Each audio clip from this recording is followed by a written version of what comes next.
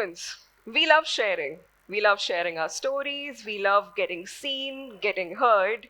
And I think this fact becomes a little more beautiful when you realize that there is nobody in this room, no two people who have the same story to share. At any given point, we have millions of opportunities to add more wisdom and more insight into our treasury. But sadly, and rather unfortunately, we've all been taught to hide. So, a few years ago, I was at the same age as all these wonderful, brilliant children in this room. And I used to be a public speaker. I used to attend all these speaking competitions, represent my city, represent my school, bring home trophies.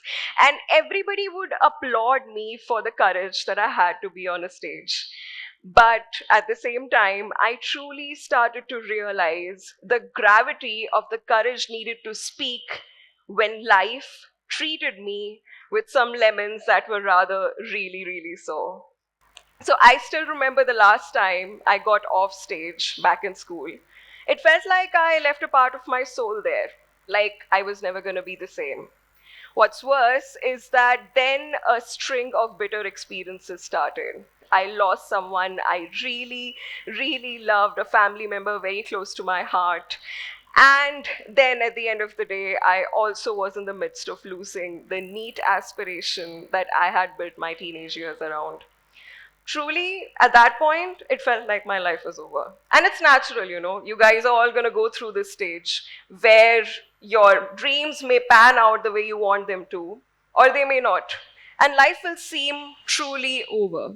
Utter, bickering silence. Silence that seems so loud that it screams in your ear every single day that your space in this world is over.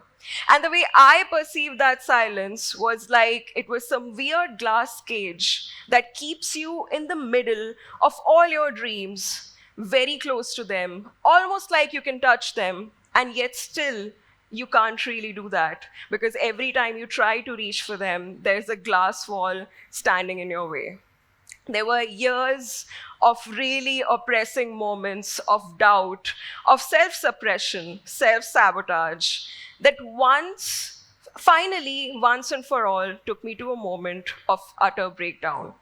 I remember that turning point. I was sitting in the middle of the night at 3 a.m. with my mother, sobbing, no idea what to do, no idea what to change. And then she told me, and I must say that that one sentence is what I've lived with all these years.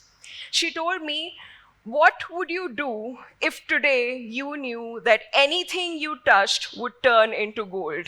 Anything you did would be successful. Any project you took up is going to be a massive hit. I told her that I'll write, and so I did. I started a blog. The first post I posted only had 5 likes, gave me a follower, not a huge number, right? But that moment, it felt like, hey, someone would like to hear me. Someone wants to know my story. So I started writing more. Within a month, and I was just 15, within a month, I had this viral blog with people coming in and telling me that they can't stop reading. It was a blog where I was anonymously sharing my story. And that told me that this can be a career. I can turn this into an opportunity. I can tell people how to climb out of the exact cage that I had climbed out of.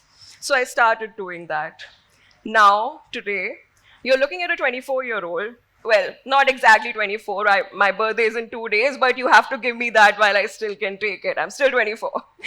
So you're looking at this 24-year-old CEO who has worked with 100 brands, incubated 20 plus profitable brands from zero to profitability within span of a year each. And today, I also sit in a space where I incubate multiple brands, where I offer my services to them for free against no equity. That is a CSR activity that I like to do. Today, I'm in a position where I can not just propagate my story through mediums like these, I can also help others hold their hands and bring them forth with their vision. And in all these years, if there is something that I've learned, And the most remarkable learning of my life that I have taken away is that change is not a function of drama. If you want to change the world, you do not have to go out there and write a multi-selling, best-selling book or build a multi-billion dollar business. You just have to be you. All of us sitting in this room today, being ourselves, are changing the world. Every single fearless person who has today shown themselves as the speaker at this event, people who are participating, people who are about to share their story, they are telling the world that it is okay, more than okay, it is celebratory to be like me. And that changes the world. Existence changes the world. So the next time you have a story to share and you wonder if people will reject it, don't reject your vision before the world does. Put it out there. Maybe some people don't like it. To each their own.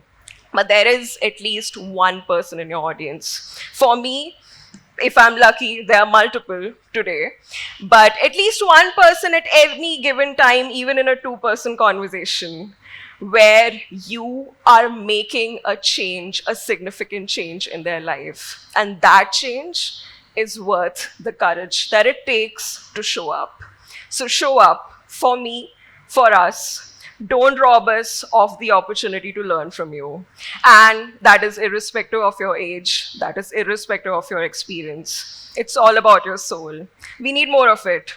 So yeah, I wish to see you guys again, and I wish to see you on this stage the next time. Thank you guys. Thank you so much.